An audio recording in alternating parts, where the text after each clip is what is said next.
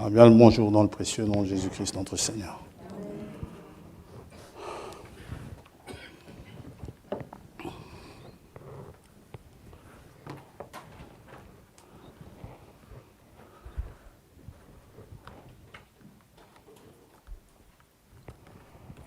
Nous sommes heureux de nous retrouver en cet endroit aujourd'hui, en cette journée sans voiture. Pas nécessaire qu'il y ait une voiture pour que nous nous retrouvions. Donc, pour ça, il n'y a pas de souci.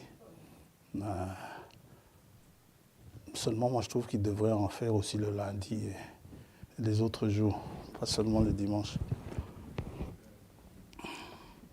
Et si ça se trouve, ils vont finir par le faire le mercredi soir, vous verrez. Bien. Mais au moins, ça nous rend le transport gratuit. Et il y a plein de bus, c'est ce qui est bien. Voilà. Donc, aujourd'hui, en principe, Frère Lilanga devait arriver aujourd'hui. Il est arrivé? Je ne sais pas. Il devait arriver ce matin. Et quand il va arriver, s'il est arrivé, nous parlerons un peu. On va voir quel genre de programme il a, juste pour qu'il puisse vous rendre visite. Donc, j'aurais bien voulu le trouver là-bas, parce qu'il me facilite souvent les problèmes de transport. Malheureusement, on va se croiser. Donc, en principe, je n'ai pas encore pris ma décision définitive. Je pars mercredi. J'aurai ma décision définitive demain. J'ai quelques problèmes familiaux à régler.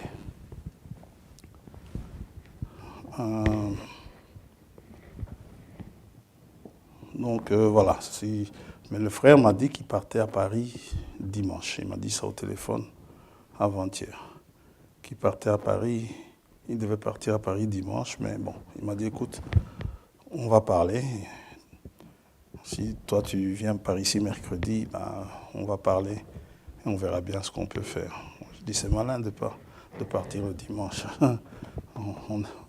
On aime bien t'écouter. Voilà, donc le frère n'est pas là. Et si je pars, je reviendrai le 3 octobre, Dieu voulant, si rien ne change. Voilà.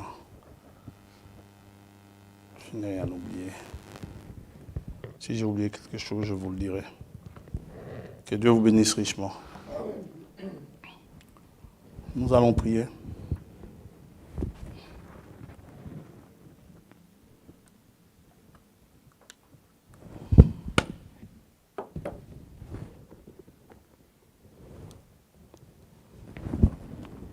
Père céleste, Seigneur notre Dieu, nous te remercions ce matin pour nous avoir conduits en ce lieu où nous pouvons nous retrouver autour de ta parole.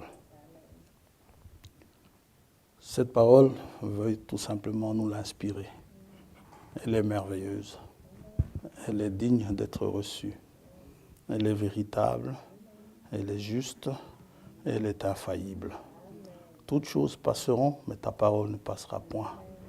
Si nous ouvrons nos cœurs et nous te disons tout simplement, heureux sont ceux qui ont reçu un cœur nouveau, ce cœur nouveau que tu as promis, ce cœur qui est propice à recevoir ta parole, à la mettre en pratique, que nous puissions être rendus obéissants, tout simplement par ta grâce, en faisant de nous, des rebelles que nous étions, de nouvelles créatures, croyant en ta parole en tout point. Pardonne-nous nos péchés, Seigneur. Nous en sommes honteux. Et que ta grâce vienne tout simplement nous encourager à nouveau. Que nous puissions marcher sans broncher d'une manière qui te soit agréable.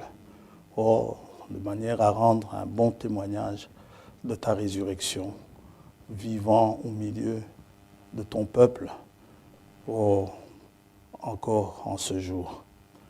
Nous te demandons d'inspirer ta parole, de nous donner de bonnes oreilles attentives, oh Dieu, que nous puissions vraiment bien apprendre ce matin. Au nom de Jésus-Christ notre Seigneur, nous t'avons prié. Amen. Amen. Nous allons lire dans Romains chapitre 8, c'était notre sujet de la semaine passée.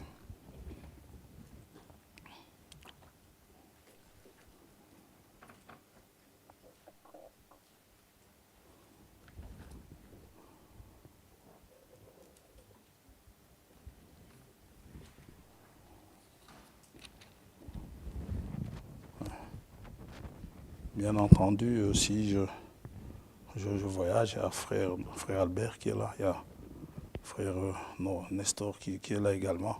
Il est revenu hier de l'Allemagne, mais il avait un travail à faire, c'est pour ça qu'il n'est pas là ce matin.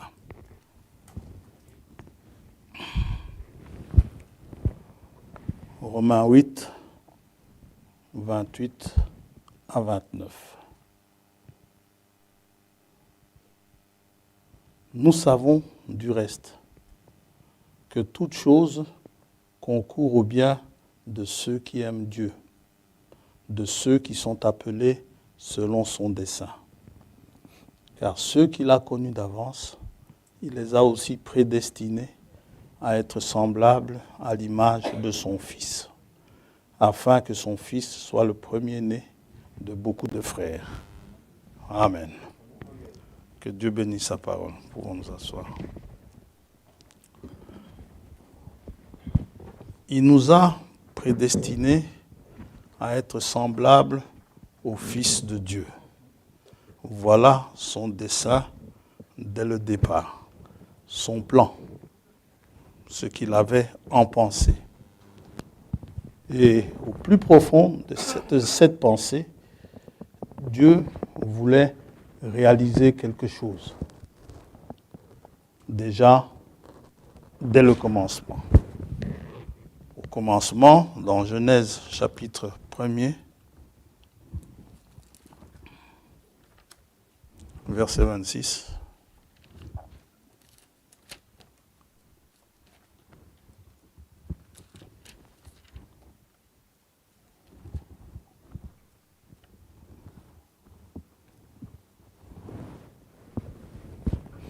Verset 26. Puis Dieu dit,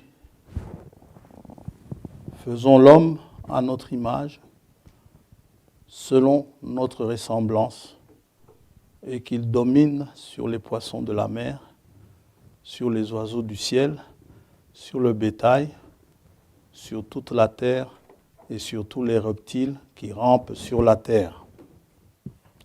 Dieu créa l'homme à son image. Il le créa à l'image de Dieu. Il créa l'homme et la femme. À l'image de Dieu, c'est-à-dire l'image de ce Dieu dont la Bible nous dit qu'il est invisible.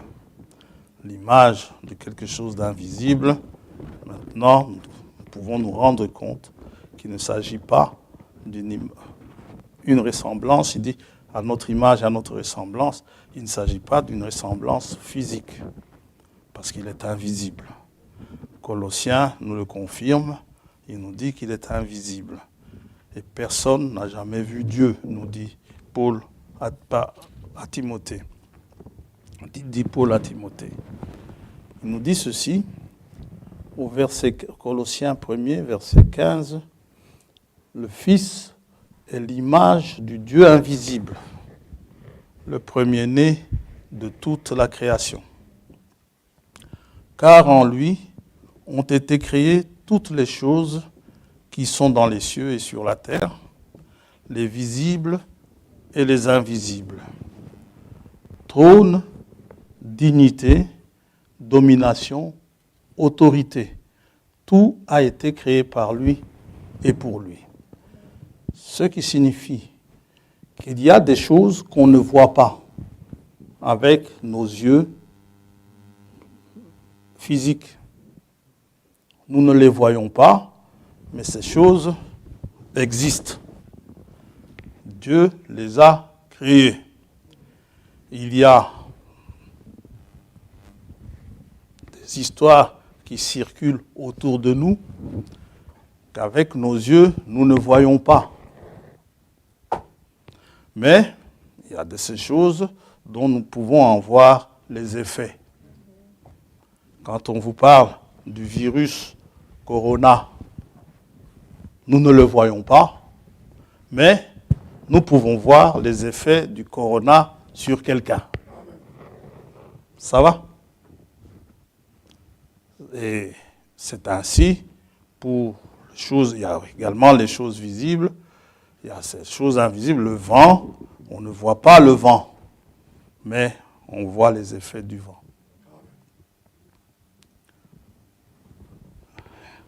Et tout cela, c'est Dieu qui a créé. Ça peut être des trônes, des dignités, des dominations, des autorités. Le diable n'a rien créé. Tout a été créé par lui et pour lui. Certaines choses, Dieu a laissé que ça se pervertisse, tout simplement pour accomplir son plan. Ça va? Donc, créer l'homme à son image, il ne s'agit pas d'une image physique, d'une ressemblance physique. Ce n'est pas de ça qu'il parle. Ça veut dire que physiquement, si vous êtes un chrétien né de nouveau, votre physique ne représente pas Dieu. Compris? Vous pouvez être chrétien ou pas, ce n'est pas par votre physique que l'on verra que vous êtes chrétien. Dites amen à ça. Voilà. On regarde, on voit que vous êtes chrétien. Jésus a dit, on reconnaîtra par les fruits. Ça va? Quels sont les fruits d'un homme? Nous voyons ce qu'un homme peut produire. Galates nous en parle, tant les fruits de la chair que les fruits de l'esprit. Que le fruit de l'esprit. Ça va? Les fruits de la chair a ses effets. Paul dit aux Galates, les effets du fruit de la chair, c'est ceci. Les œuvres de la chair, il dit, sont évidentes. Verset 19, débauche, impureté, dérèglement, idolâtrie, magie, rivalité, querelle, jalousie, et ainsi de suite. Ça va? Ça, c'est un homme selon la chair.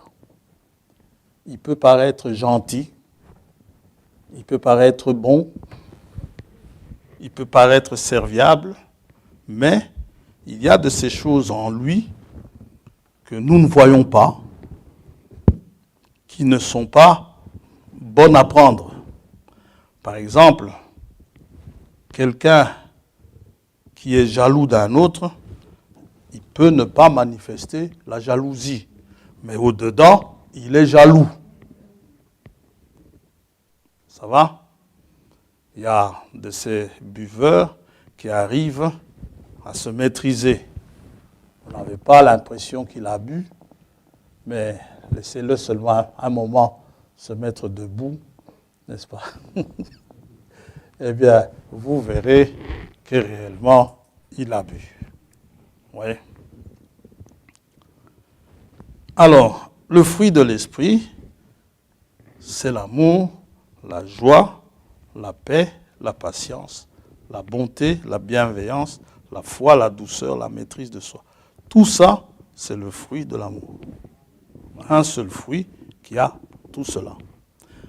S'il en manque certaines choses, c'est que c'est un fruit plus ou moins hybride. Hein? Comme l'exemple que je donne souvent, les mangues que vous achetez ici dans les supermarchés ne sont pas les mêmes que les mangues que vous mangiez au Congo, qui poussent dans les parcelles. N'est-ce pas? Parfois, il faut vraiment voir que c'est une mangue, parce que quand vous la mettez dans la bouche, ça n'a rien d'une mangue, ici. Par contre, il y en a d'autres, oui. C'est ainsi pour beaucoup de fruits. Il y a de ces fruits qui sont fades, qui ne ressemblent pas à l'original, mais qui sont quand même des fruits qui ont été travaillés. Il leur manque certaines qualités. Alors, quand il manque certaines qualités, ce n'est pas le Saint-Esprit. Parce que le Saint-Esprit, c'est tout cela. Ce qui fait que vous pouvez trouver des hommes bons, des hommes doux, mais qui n'ont pas le Saint-Esprit. Oui. Mais ils n'ont pas de patience, ils n'ont pas ceci, ils n'ont rien d'autre de Dieu. Le frère dit, au commencement, il n'y avait ni lune, ni étoile, dans Christ et la révélation du mystère de Dieu, ni atome, ni molécule, il n'y avait rien. Rien qui puisse adorer Dieu. Parce que Dieu signifie objet d'adoration. Mais dans sa pensée, Dieu a eu le désir de voir ses attributs exprimés. Ce qu'il est réellement. Vous ne verrez jamais dans la Bible une description physique de Dieu. Les catholiques ont eu leur idée, ils ont pensé à un vieillard avec une longue barbe blanche, n'est-ce pas, de longs cheveux blancs pendants. Eh bien non, Dieu est toujours jeune. Dieu n'a pas vieilli. Il est l'Éternel. Il ne change pas. Quand on vous parle de l'ancien des jours, c'est une représentation. Ce n'est pas le Dieu, c'est Dieu en tant que l'ancien des jours. Mais Dieu, le Dieu Elohim, personne ne l'a jamais vu. Et il voulait exprimer ses attributs. Parce que c'est par ses attributs que vous pouvez le décrire. Que vous pouvez dire comment est Dieu. En lui, il y avait de l'amour, nous dit le frère. Et il y avait aussi d'autres attributs, mais aujourd'hui nous allons nous arrêter à l'amour. Il y avait d'autres attributs, Père, Fils, Sauveur, médecin, tout cela, le frère en parle. Et Dieu a voulu exprimer ses attributs. Attributs de quelqu'un qui s'occupe de son peuple, des siens, comme un père. Attribut de marcher en tant que fils de Dieu. Donc l'homme qui a marché au milieu de nous, manifestant Dieu, sauveur, il fallait sauver quelque chose qui était perdu. Donc pour manifester son attribut de sauveur, il fallait que quelque chose soit perdu. Et cet amour, puisque nous allons nous arrêter à l'amour, l'amour de Dieu a été manifesté, nous dit l'apôtre, en Jésus-Christ, notre Seigneur. Donc, notre Seigneur Jésus-Christ a manifesté ce que c'est que l'amour de Dieu. Quand on vous dit que Dieu est amour, regardez Jésus-Christ. Et Paul dit ceci dans Romains 8.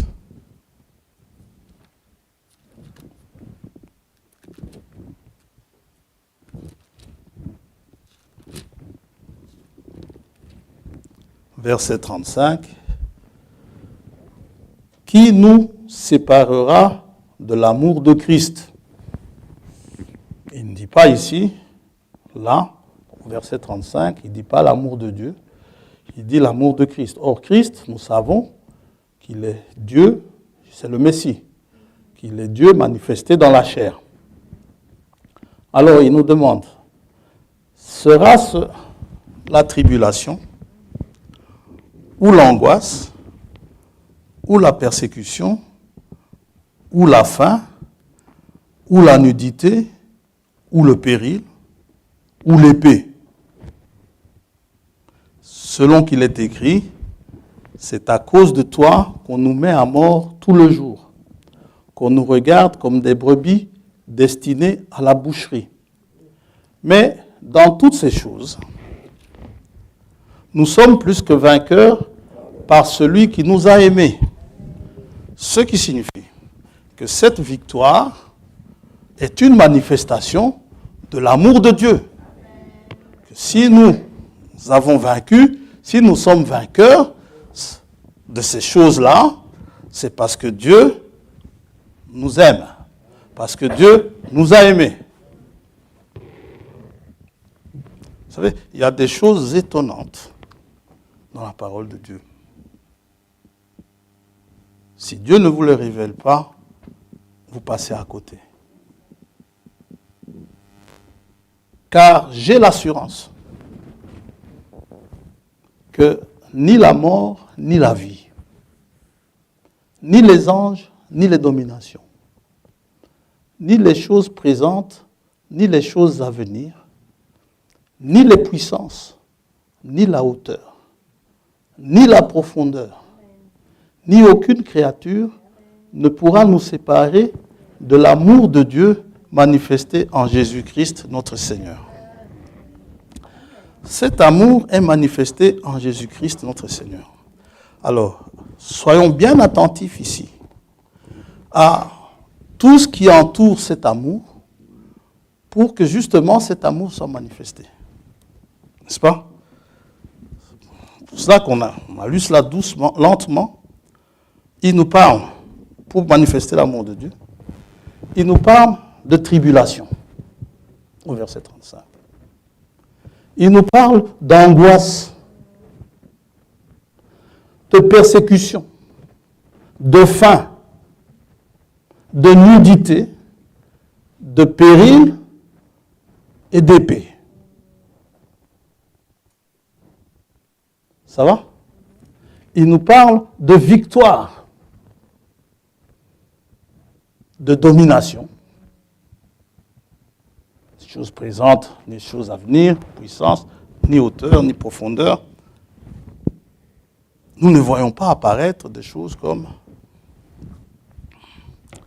la bonté, ce que les gens appellent les bénédictions. Je mets entre guillemets parce qu'il y a des bénédictions véritables que des enfants de Dieu ont. Bénédiction, par exemple, devenir riche, Dieu m'a béni.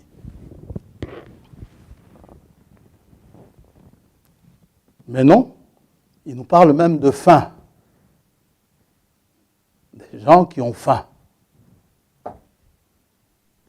pour manifester l'amour de Dieu.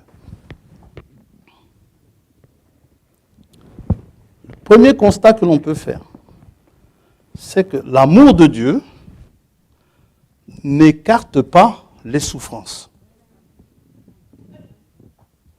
Retenons bien ça. Ça nous évitera à nous poser certaines questions parfois, à trop parler par des discours sans intelligence, comme dit Dieu à Job. Ah, Dieu ne m'aime pas.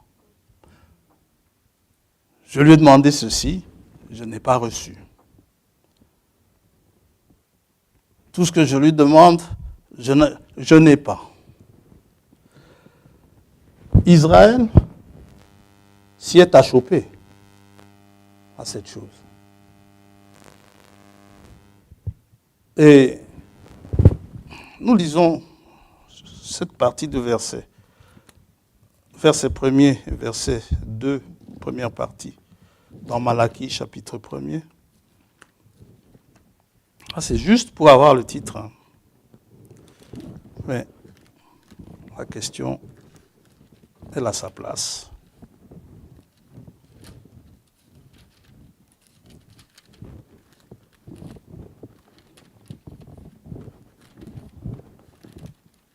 Malachie, chapitre 1er. Oracle, parole de l'Éternel à Israël par Malachie. Je vous ai aimé, dit l'Éternel. Il dit à Israël, n'est-ce pas? Parole de l'Éternel à Israël, n'est-ce pas? Il dit, je vous ai aimé. Et vous dites, en quoi nous as-tu aimé? Question qui constituera notre titre ce matin, Fabrice. En quoi nous as-tu aimé? Dieu fait cette déclaration à Israël, je vous ai aimé.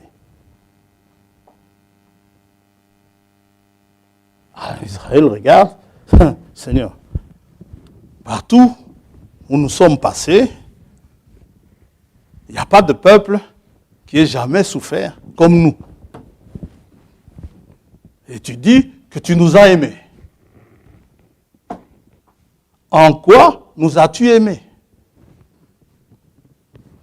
Dans Deutéronome chapitre 7.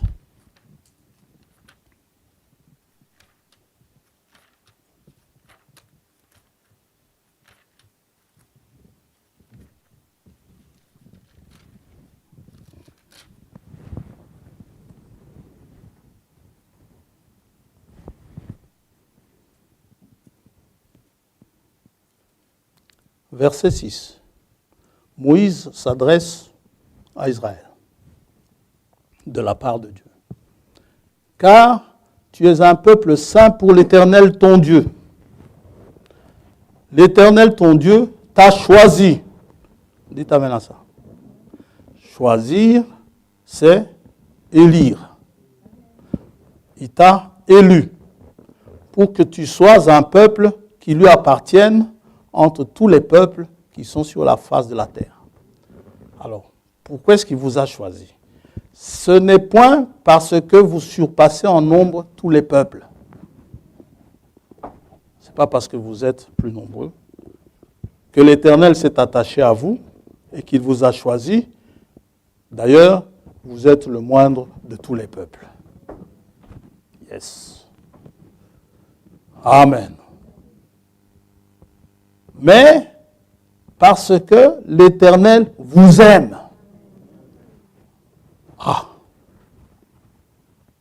Parce qu'il a voulu tenir le serment qu'il avait fait à vos pères, l'Éternel vous a fait sortir par sa main puissante, vous a délivré de la maison de servitude, de la main de Pharaon, roi d'Égypte.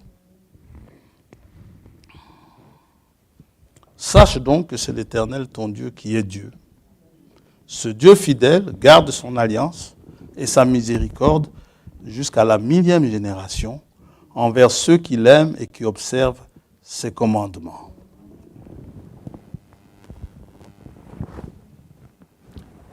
Dans Ésaïe 43, nous lisons ceci. Vous connaissez ce passage, je le lis souvent. Nous le lisons souvent.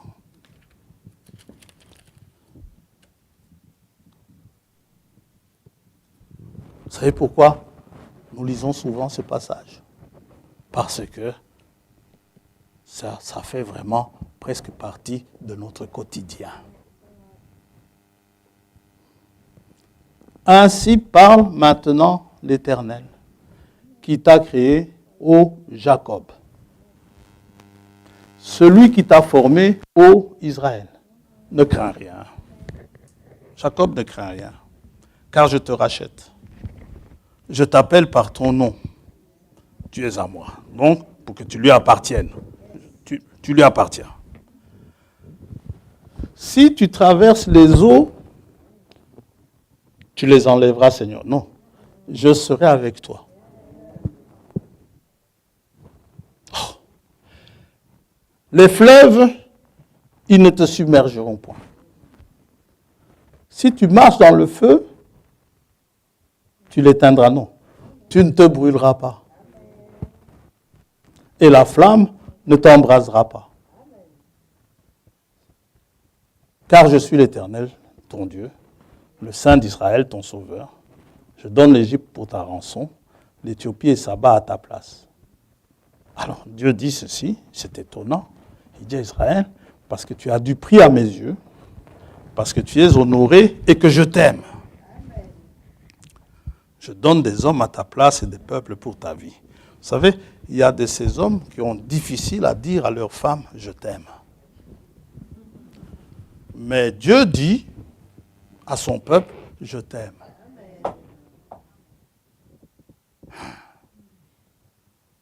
Amen. Je constate que quand je dis ça, il n'y a que les sœurs qui rigolent. Les hommes ont difficile à dire à leur femme, je t'aime. Ils trouvent ça lourd. C'est lourd. Mais Dieu ne trouve pas lourd de me dire, moi, qu'il m'aime. C'est merveilleux. Amen. Oh là là. Bon, constat. Les eaux sont sur notre chemin. Dieu ne les enlève pas. Les fleuves nous coupent le chemin. Dieu ne les assèche pas.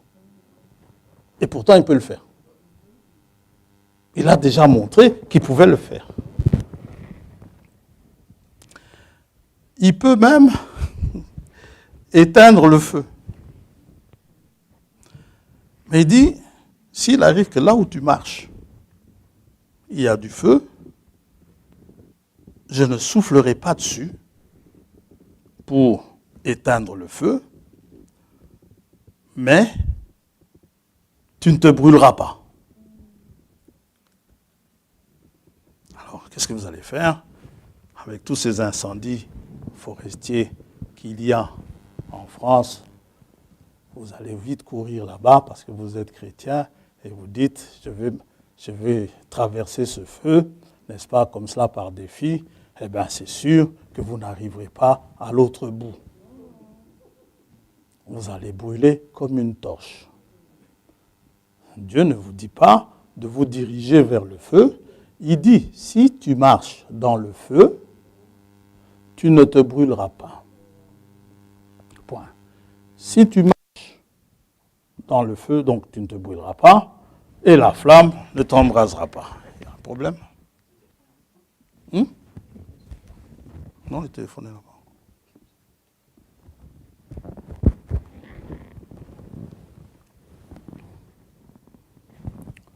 Oui.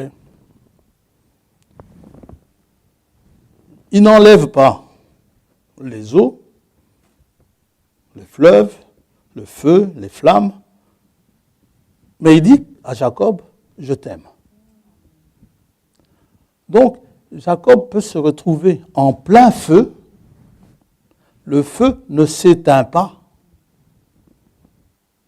Dieu lui dit, je t'aime. À ce même Jacob que Dieu aime, Dieu lui fait une promesse. Dieu lui promet les pires angoisses qu'une nation ait jamais connues en ce jour-là. En ce jour-là, c'est le jour de l'Éternel. Jérémie 30.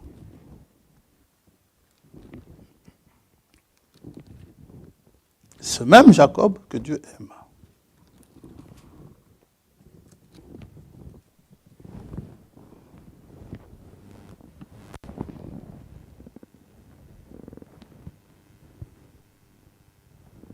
Verset 4. Ce sont ici les paroles que l'Éternel a prononcées sur Israël et sur Juda. Ainsi parle l'Éternel, nous entendons des cris d'effroi, c'est l'épouvante, ce n'est pas la paix. Informez-vous et regardez si un homme enfante. On en revient aux douleurs de l'enfantement. Pourquoi vois-je tous les hommes les mains sur leurs reins, comme une femme en travail? Les hommes sont en train de souffrir des douleurs de l'enfantement. Pourquoi tous les visages sont-ils devenus pâles? Malheur, car ce jour est grand. Il n'y en a point eu de semblable. C'est un temps d'angoisse pour Jacob. Mais il en sera délivré. Ce temps d'angoisse, C'est ce qu'on appelle les années de tribulation qui vont arriver. Et c'est un temps promis à Jacob. En ce jour-là, dit l'Éternel des armées, je briserai son joug de dessus ton cou, donc il délivrera. Il parle de la délivrance ici. Je romprai tes liens et des étrangers ne t'assujettiront plus. Mais, donc, Jacob en sera délivré. Sera délivré de quoi? De toutes ses angoisses.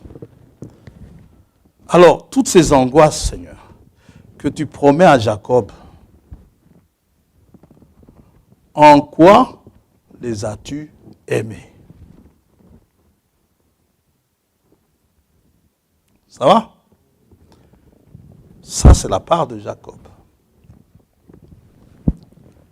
Venons-en à l'Église. Est-ce que Dieu aime l'Église? On l'a lu tout à l'heure. On l'a lu que son amour a été manifesté en Jésus-Christ, notre Seigneur. Ça va? Et même, il nous a dit ceci, c'est un verset que l'on connaît très bien, que l'on prêche à tous les mariages, n'est-ce pas? Et que, bon, les frères aiment entendre aujourd'hui, que les frères soient contents, je ne dirai que cela. Hein? Donc, ah non, ce sont les sœurs qui devraient être contentes. Aïe, aïe, aïe. Bien, Éphésiens chapitre 5.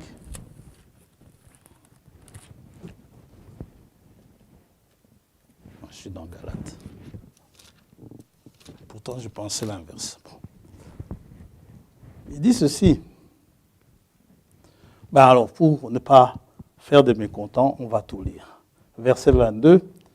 Femmes, que chacune soit soumise à son mari comme au Seigneur. Comme ça, les frères sont contents. Car le mari est le chef de la femme, comme Christ est le chef de l'Église, qui est son corps et dont il est le sauveur. Or, de même que l'Église est soumise à Christ, les femmes aussi doivent l'être à leur mari en toutes choses. Sarah, tu dois être soumise en toutes choses à Abraham. Oui, mais chasse quand même la servante. Eh bien, c'est mon fils, avec ton fils. Je ne veux plus les voir ici. Mon Seigneur, qu'elle appelait, elle lui dit, chasse-les. Dieu dit à Abraham, Sarah a raison. Les hommes disent que c'est le masculin qui domine, mais là, c'est le féminin qui a dominé.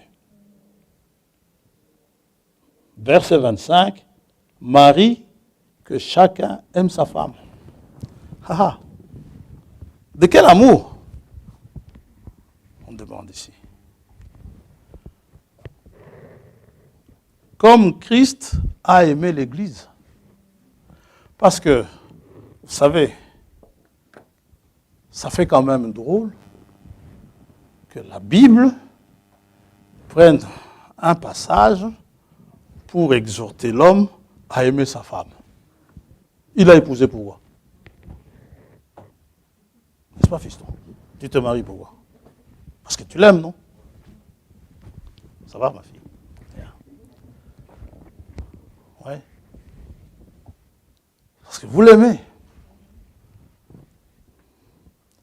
Alors, pourquoi venir me dire que je dois aimer ma femme? C'est normal. Je ne vivrai pas avec quelqu'un que je n'aime pas. Dites amen à ça. Mais, cet amour-là, c'est normal.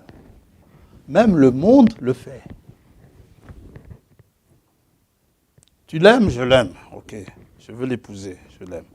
Mais ici, l'apôtre Paul dit aux Éphésiens, il ne dit pas aimez vos femmes comme votre papa a aimé votre maman, non.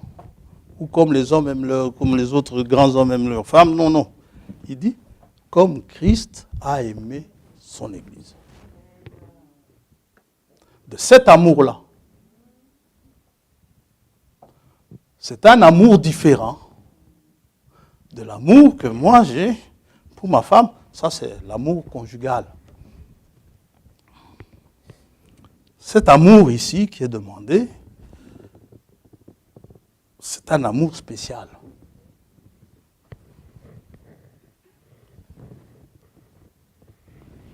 Afin, donc il a aimé l'Église et s'est livré lui-même pour elle, afin de la sanctifier en la purifiant et en la lavant par l'eau de la parole, dans un but. Quel but? Pour faire paraître devant lui cette Église glorieuse, sans tache, ni ride, ni rien de semblable, mais sainte et irréprochable, exactement comme l'époux, semblable au Fils. Et pourtant, la même Église que Christ a aimée, regardez, Apocalypse chapitre 2, regardez ce que l'Église a subi.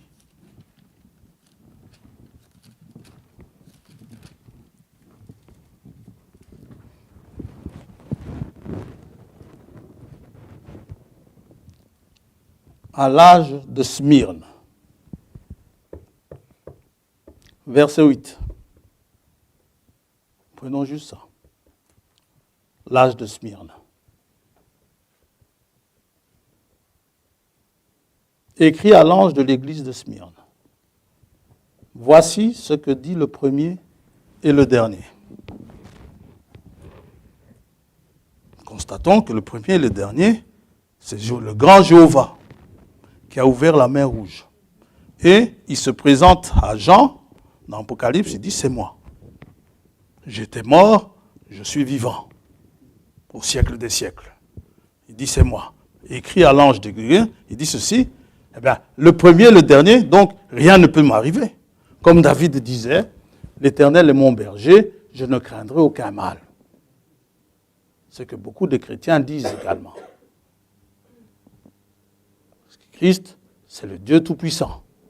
Donc, rien ne peut m'arriver. Il a dit que le feu peut être allumé, qu'il peut y avoir des fleuves, il peut y avoir une mer à franchir. Il dit, voici ce que dit le premier et le dernier, celui qui était mort et qui est revenu à la vie. Je connais ton affliction. Oh, et ta pauvreté. Oui, mais tu m'aimes, hein? Tu l'enlèves, bien que tu sois riche.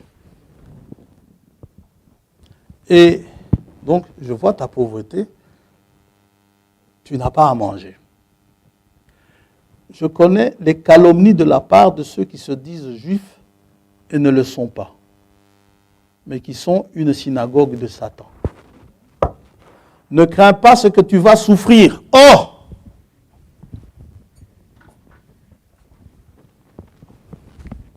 Tu m'aimes.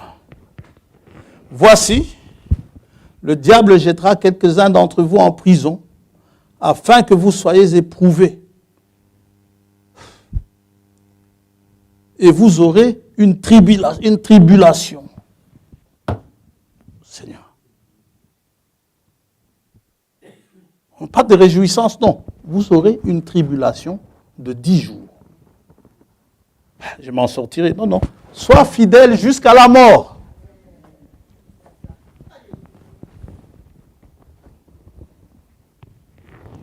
Et je te donnerai la couronne de vie. Seigneur, en quoi as-tu aimé l'église de Smyrne? Comme Israël, vous êtes en droit de vous demander si Dieu vous aime réellement. Les hommes en arrivent à se demander, vous savez, même Christ, quand il a dit qu'il était fils de Dieu,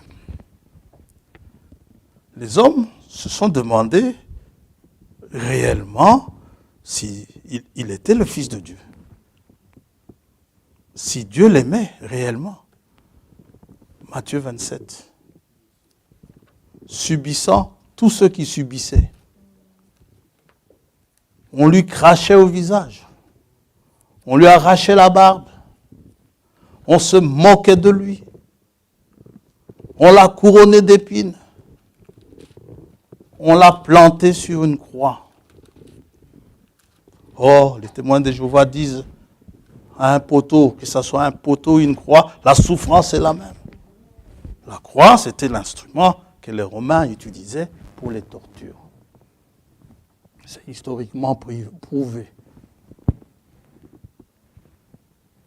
Matthieu 27.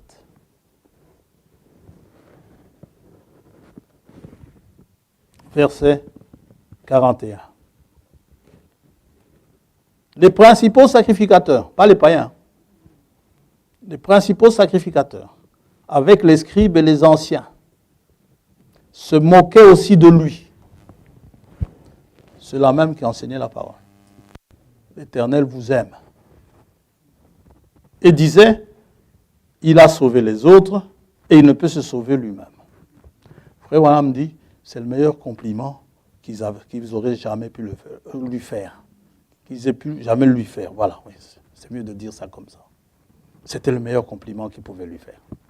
Il avait sauvé les autres, mais il ne se sauvait pas lui-même.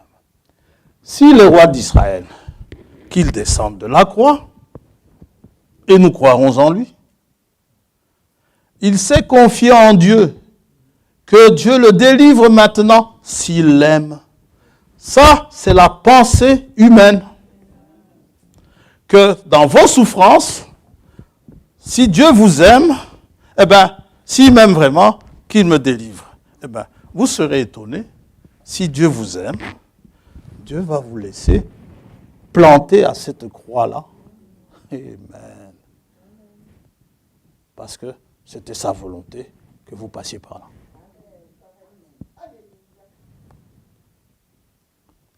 Et qu'est-ce qu'il se délivre maintenant s'il aime? Car il a dit, je suis fils de Dieu.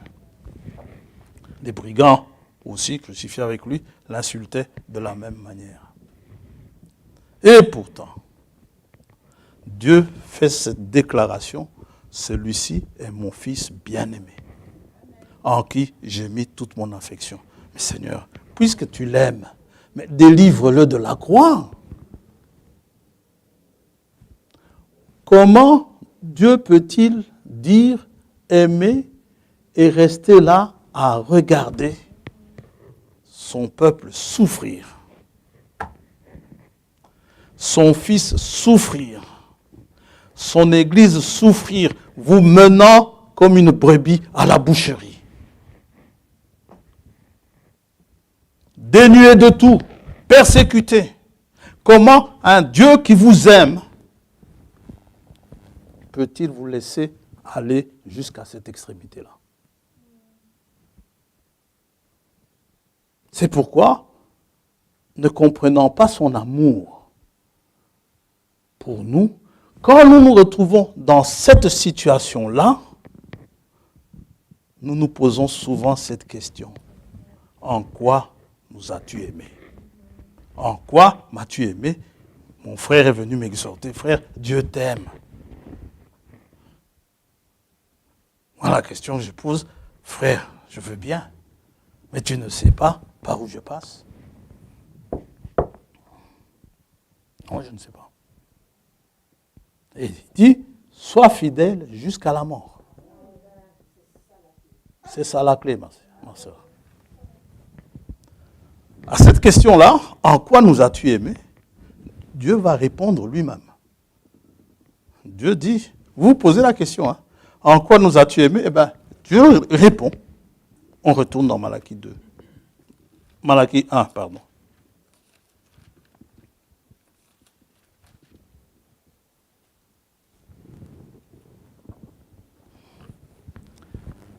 Deuxième partie du verset 2. On peut lire tout le verset. Je vous ai aimé, dit l'Éternel. Et vous dites, en quoi nous as-tu aimés? Ésaü, Dieu répond maintenant. Ésaü n'est-il pas frère de Jacob? Dit l'Éternel. Cependant, j'ai aimé Jacob et j'ai eu de la haine pour Ésaü.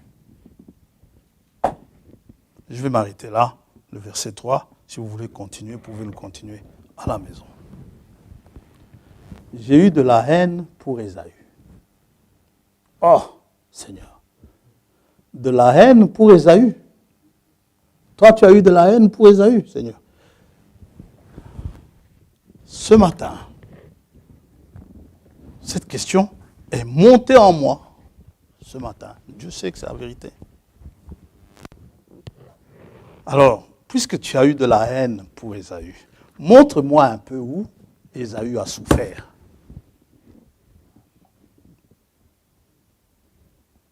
Oui. Dieu dit haïr Ésaü, mais aimer Jacob. Les souffrances de Jacob, je peux vous en trouver des tonnes ici. Mais de la haine pour Ésaü, la haine de Dieu.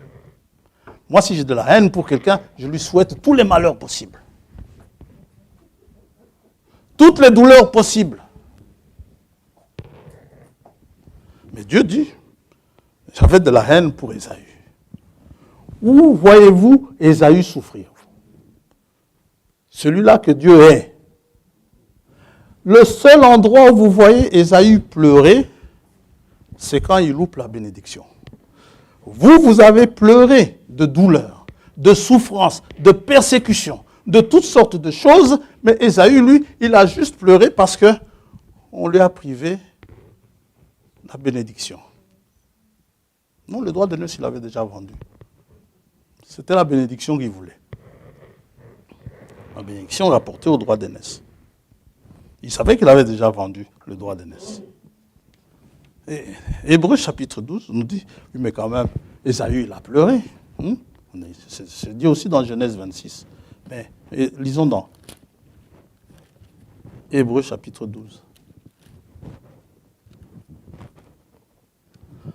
La haine de Dieu n'est pas la même que la haine des hommes.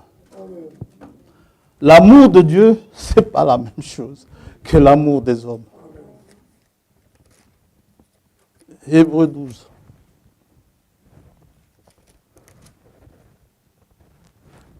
Verset 16. Verset 15. Veillez à ce que personne ne se prive de la grâce de Dieu, à ce qu'aucune racine d'amertume poussant des rejetons ne produise du trouble et que plusieurs n'en soient affectés. Veillez à ce qu'il n'y ait ni débauché, ni profane comme Ésaü, qui pour un mets, vendit son droit d'aînesse. Vous savez que plus tard, voulant obtenir la bénédiction, il fut rejeté, quoiqu'il l'ait sollicité avec larmes, car il ne put amener son père à changer de sentiment. Donc, Ésaü a pleuré lorsque Isaac a refusé de lui donner la bénédiction. C'est le seul endroit où je vois Ésaü pleurer dans la Bible. Tout le reste du temps, il était gâté par son père. Son père l'aimait beaucoup. Et son père lui réservait même la grande bénédiction. Vous savez que plus tard, beaucoup plus tard, quand Jacob persécutait là où il a fui, par sa belle famille, ses beaux-frères ont commencé à le regarder bizarrement, son beau-père également. Jacob s'est dit, c'est le moment de rentrer. Il est rentré. Et pendant qu'il fouillait son beau-père et ses beaux-frères, devant, là-bas, à l'autre extrémité, son frère l'attendait.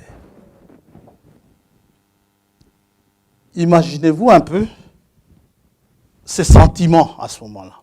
Alors, il commence à essayer d'imaginer toutes sortes de stratagèmes pour amadouer Ésaü, pour calmer la colère d'Ésaü, pour lui avoir volé la le droit d'aînesse et la bénédiction aussi. Et la bénédiction qui s'en rapporte.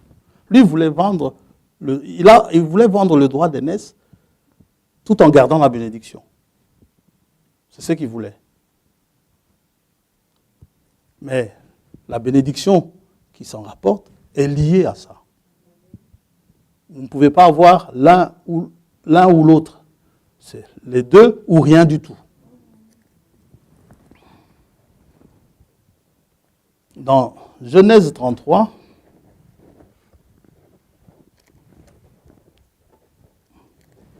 Jacob s'apprête à rencontrer Ésaü.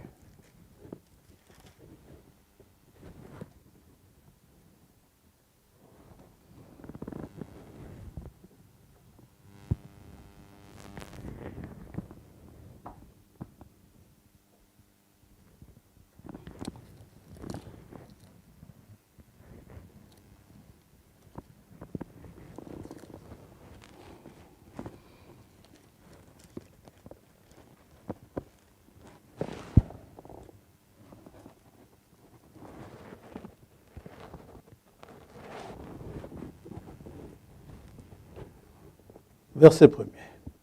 Jacob leva les yeux et regarda, et voici, Ésaü arrivait avec 400 hommes. Ouh là là, il va passer un mauvais quart d'heure. Il répartit les enfants entre Léa, Rachel et les 2 servantes, pour qu'il ait pitié. Il plaça en tête les servantes avec leurs enfants. Oui, il garde ses femmes, hein? Il place les servantes d'abord. Si on doit mourir, que ça commence par les servantes, avec leurs enfants.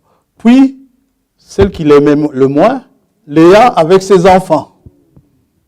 Et enfin, Rachel avec Joseph. En tout cas, Rachel, c'était le dernier rempart, parce qu'il aimait Rachel.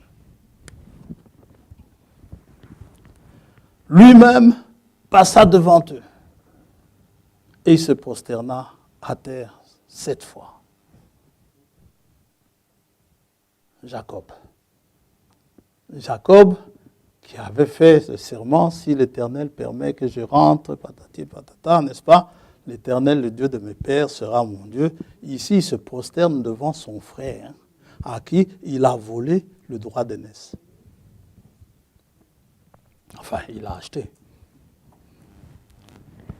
Un bon prix en tout cas. Ésaü courut à sa rencontre.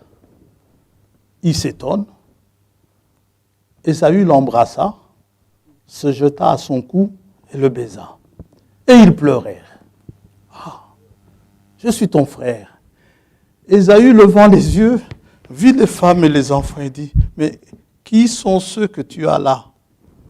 Et Jacob répondit, ce sont les enfants que Dieu a accordés à ton serviteur. Mais non, je suis à ton frère. Amen.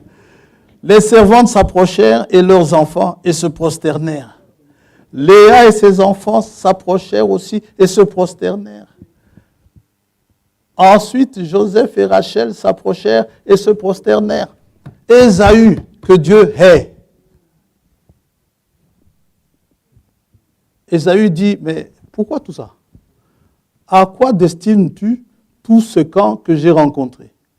Et Jacob répondit, c'est destiné à trouver grâce aux yeux de mon Seigneur. Amen. Ésaü dit, oh mon frère, t'inquiète pas. Ésaü que Dieu hait. Il dit, je suis dans l'abondance, mon frère. Amen. Il était dans l'abondance. Alors que Dieu dit, je le hais, pendant que vous, à qui Dieu a dit, je vous aime, vous crevez de faim. Ah! Les voies de Dieu sont insondables.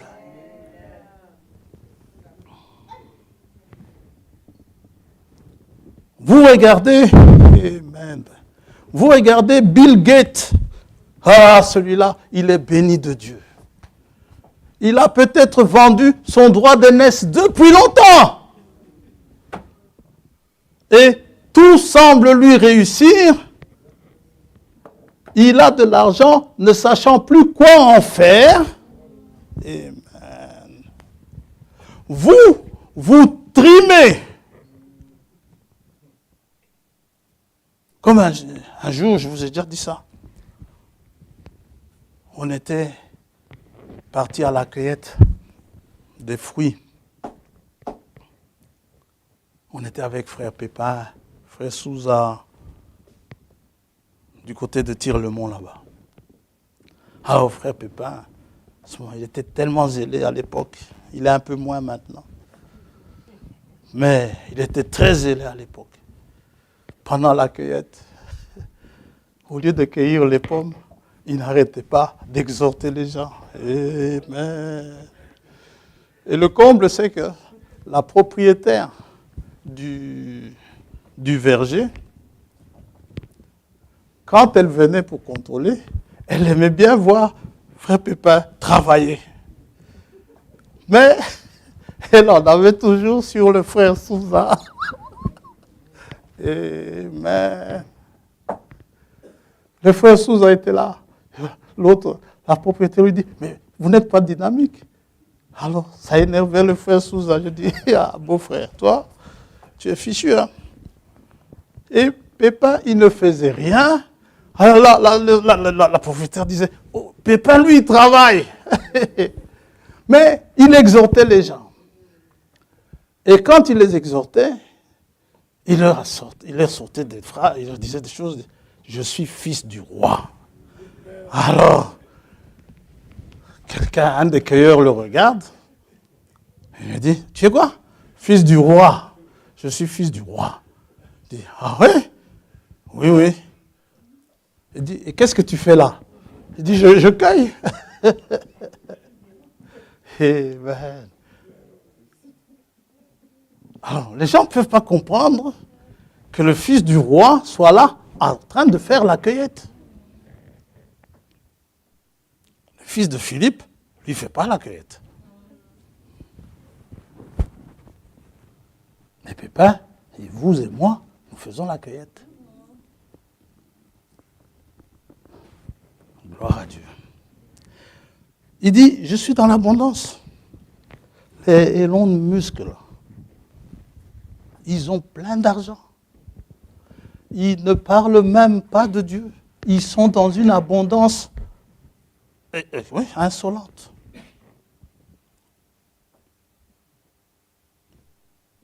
Mais Dieu dit, j'ai haï Ésaü. On pense que l'amour de Dieu veut dire ne pas souffrir. On peut penser que l'amour de Dieu, c'est Dieu nous prend dans ses bras, il nous dorlote comme un bébé.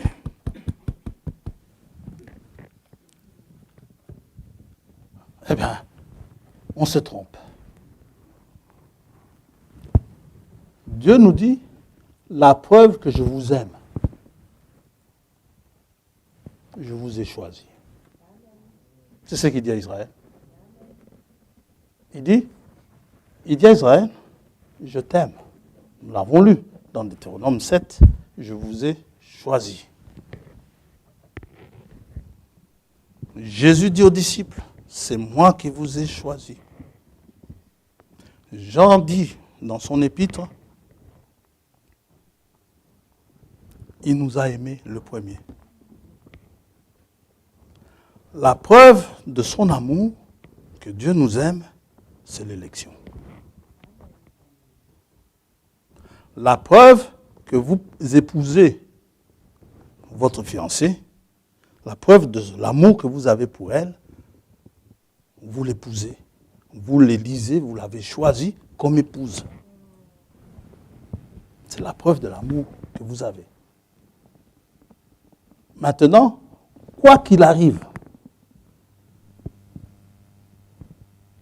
son amour sera toujours prouvé par le fait qu'il vous a élu.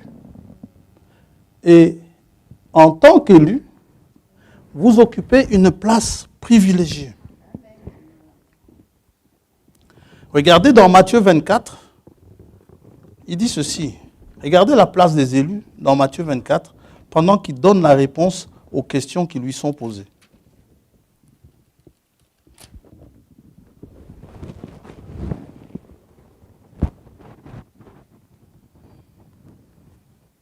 Il parle de moments difficiles, car, verset 21, car alors la détresse sera si grande qu'il n'y en a point eu de pareil depuis le commencement du monde jusqu'à présent, et qu'il n'y en aura jamais.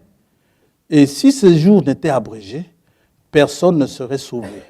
Mais à cause des élus, ces jours seront abrégés. C'est la place qu'ont les élus.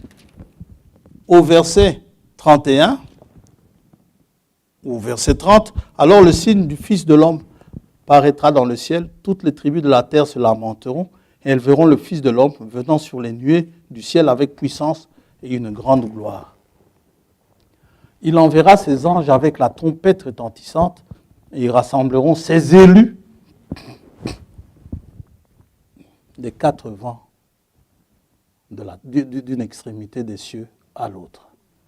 Les élus ont une place de choix dans le cœur de Dieu.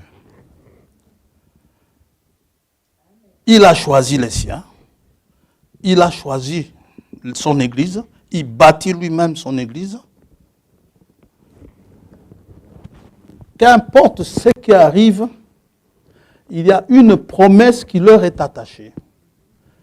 Quand il dit à Jacob que vous aurez un temps d'angoisse tel qu'il n'y en a jamais eu sur la terre, mais il dit, mais l'Éternel délivrera Jacob. Jacob en sera délivré. Il y a toujours cette promesse de délivrance pour les élus. Il y a toujours des promesses de salut pour les élus. Il n'enlève pas les difficultés. Il n'enlève pas les souffrances, mais le salut y est toujours attaché. Son amour consiste à vous sauver.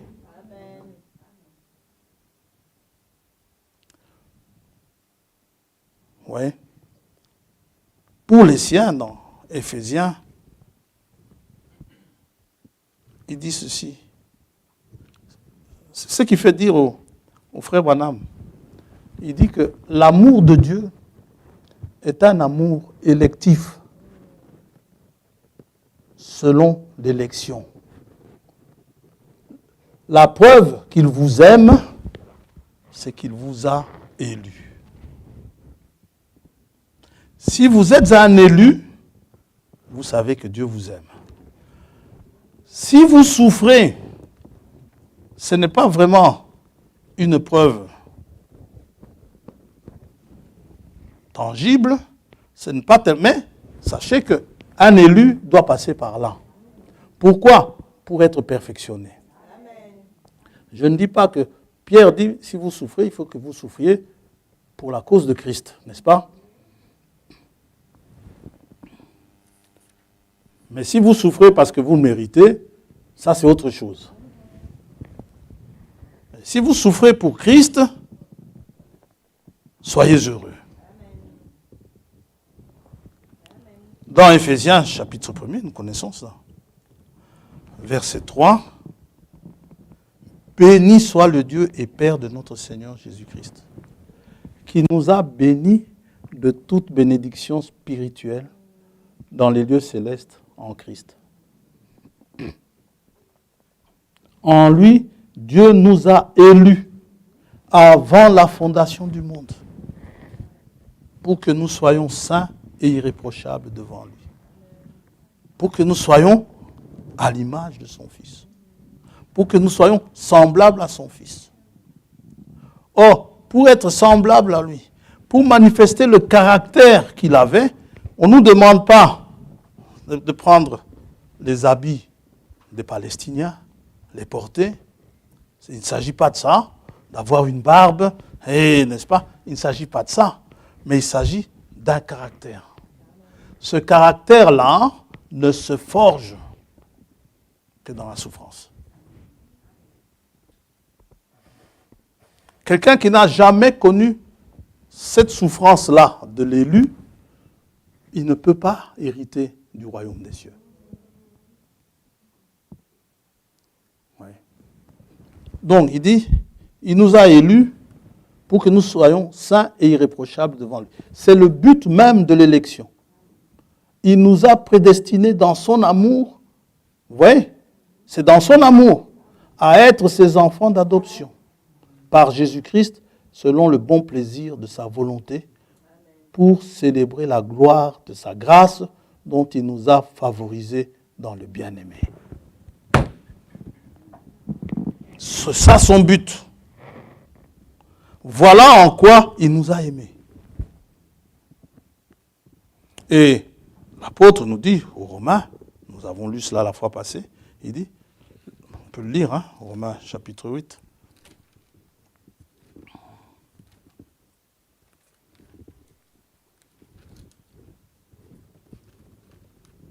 Verset 18, j'estime que les souffrances du temps présent ne sauraient être comparées à la gloire à venir qui sera révélée pour nous. Nous avons un merveilleux futur qui nous attend. Tout ce qu'il y a, nous avons à avoir confiance en lui. Nous devons, comme Paul, avoir cette assurance que malgré tout, toutes ces difficultés au travers desquelles nous passons, ou nous passerons, eh bien, tout cela ne nous enlève pas l'amour de Dieu. Cela veut dire que Dieu nous aime toujours. Ce n'est pas que Dieu ne nous aime pas. Dieu nous aime. Regardez seulement celui que Dieu n'aime pas. Ésaü, regardez comment sa vie semblait si facile. Après avoir vendu son droit d'aînesse, il était quand même très bien. D'une manière terrestre, si on veut fuir les malheurs, à tout choisir, je prendrais bien la vie d'Ésaü. Mais quand je vois ce qui est au bout, je préfère la vie de Jacob. Ouais. C'est là toute la différence. Je ne peux pas envier la vie d'Ésaü, mais il y en a qui le feront. Ils vendront, vous savez, tout le monde peut avoir ce droit d'aînesse. Si Jacob l'a eu, c'est que Dieu veut nous montrer par là. Il n'est pas demandé à ce que nous soyons le premier-né de notre papa. Mais le droit d'aînesse que Dieu donne, c'est destiné à tout le monde. Mais beaucoup vont vendre ce droit d'aînesse. Ils vont le vendre pour des choses terrestres, pour une soupe. Oh, ça semble marcher, hein? Souvenez-vous, hein? On a terminé. Souvenez-vous de notre combat de boxe. Il y a deux manières, hein, de juger un combat de boxe. Il y a une attribution de points et il y a le chaos. Ça va? Le vainqueur est proclamé, soit parce qu'il a beaucoup de points, plus que l'autre, soit parce qu'il a mis l'autre KO. Et si vous avez mis l'autre KO, malgré qu'il avait peut-être plus de points que vous, c'est quand même vous le vainqueur. Vous sortez vainqueur, avec des tuméfactions, avec des bosses, les yeux rougis par les coups que vous avez reçus, de la lèvre gonflée, fils. Hein? Vous sortez vainqueur. Oh, vous arrivez là-bas, à la porte dorée. Voici les stigmates. Tu as porté ta croix.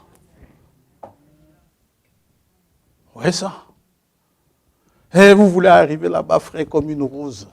Tu as combattu, toi? J'ai combattu. Ah bon? L'adversaire que je vous ai donné est un adversaire coriace et tu l'as battu à la première seconde, premier coup. C'est que tu es très fort.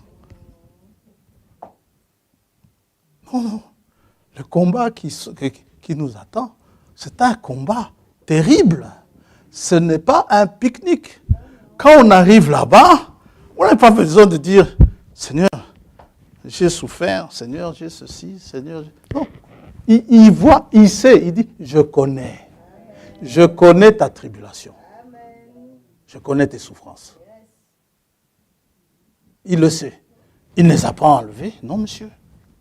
Vous devez passer par là. Et là, oh, moi j'aime ce vainqueur boxeur qui sort avec, donc vous voyez des bleus partout, ou chez nous c'est plutôt, c'est pas vraiment, c'est vraiment du bleu foncé, bleu marine. Hein. Et donc là en dessous, vous voyez en dessous des yeux tellement il a reçu des coups, mais il est vainqueur. Ça c'est un boxeur. Yes. Un chrétien qui arrive là-bas, ça c'est un chrétien. Alors, fils, tu as vaincu? Oui, père. Par ta grâce, avec ton aide. Alors, il y en a un qui a dit une fois, juste pour terminer. J'ai terminé, tu sais. Juste pour terminer. Il y en a un qui a dit au Seigneur, Seigneur, quand même, ma croix, quand même, hein, elle était lourde. Hein. Ah bon? Oui, il dit oui. Mais bon, gloire à toi, j'ai vaincu. Mais ma croix, quand même, Seigneur, elle était lourde. Le Seigneur le regarde. Il dit, entre là-bas. Il y a plein de croix là-bas. Va chercher celle que toi tu crois qui t'aurait convenu lorsque tu étais sur la terre. Alors il part. Il trouve tout plein de croix là. Il en prend une.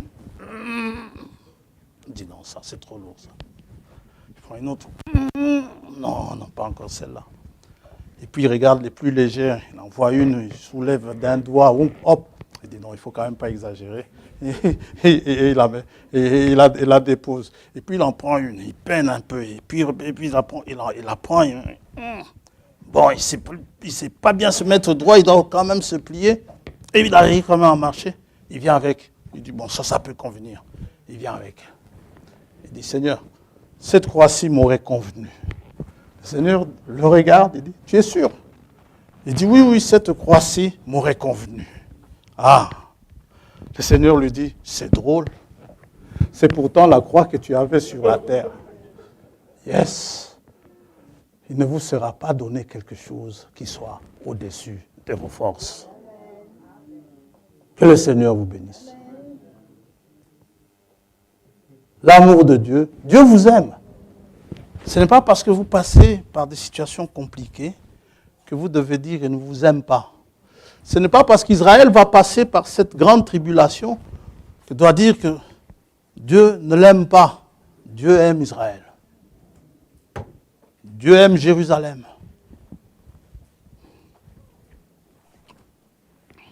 Et justement, les angoisses de Jacob, ce sont ces douleurs d'enfantement qu'ils vont subir juste avant sa venue.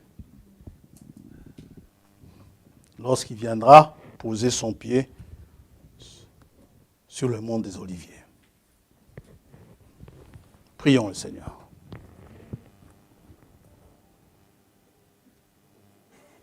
Que nous puissions porter les armes de Dieu. Que nous puissions, bien les saisir avec foi et aller au combat. Les coups arriveront, mais que nous puissions tenir jusqu'au bout.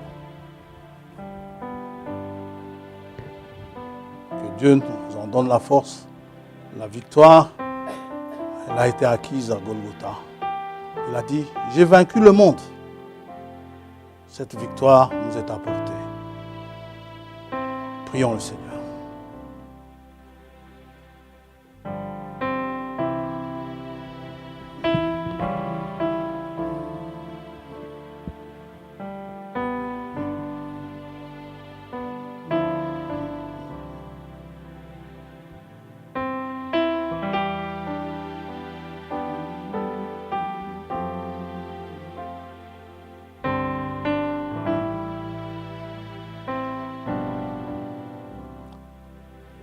Oh oui Seigneur, je veux te suivre jusqu'au bout, dans les bons et les mauvais jours,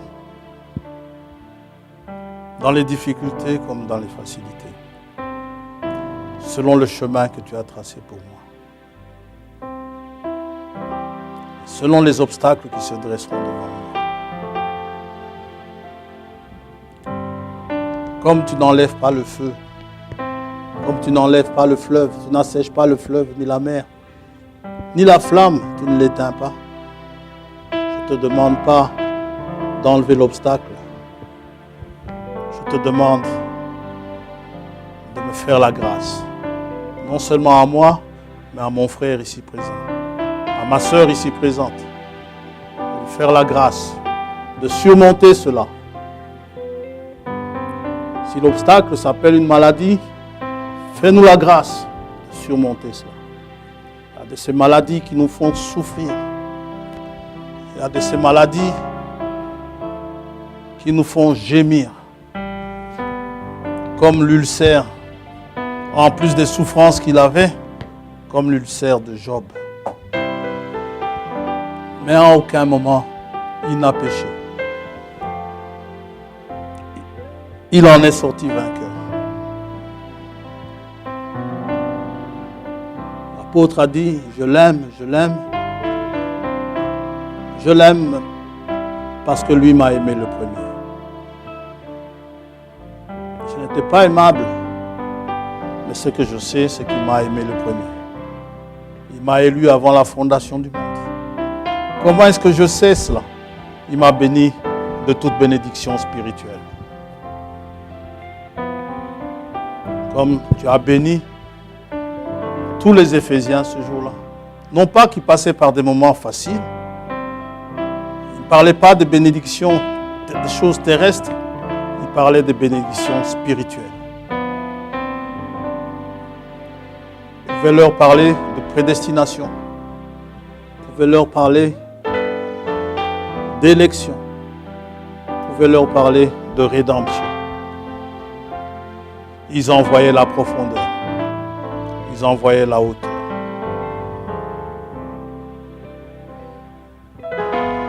Ton amour, qui peut en parler?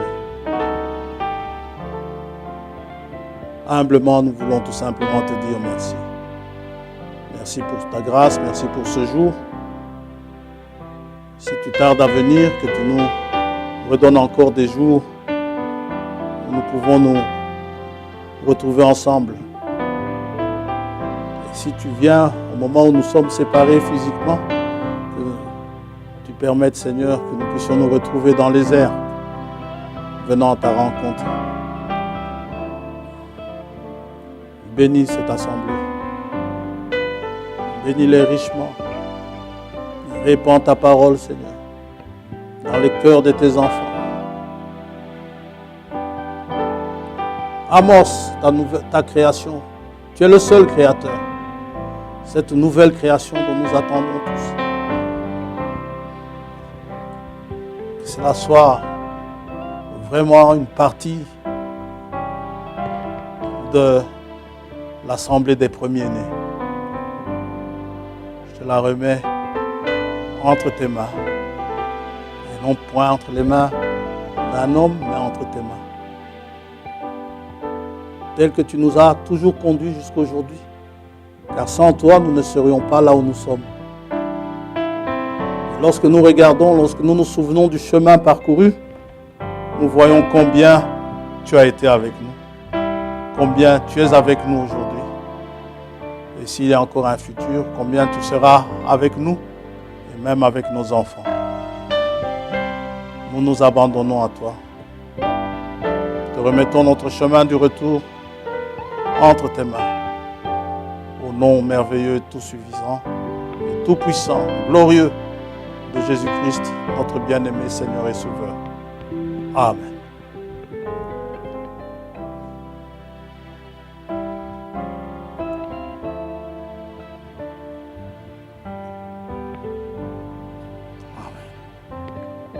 Dieu vous bénisse.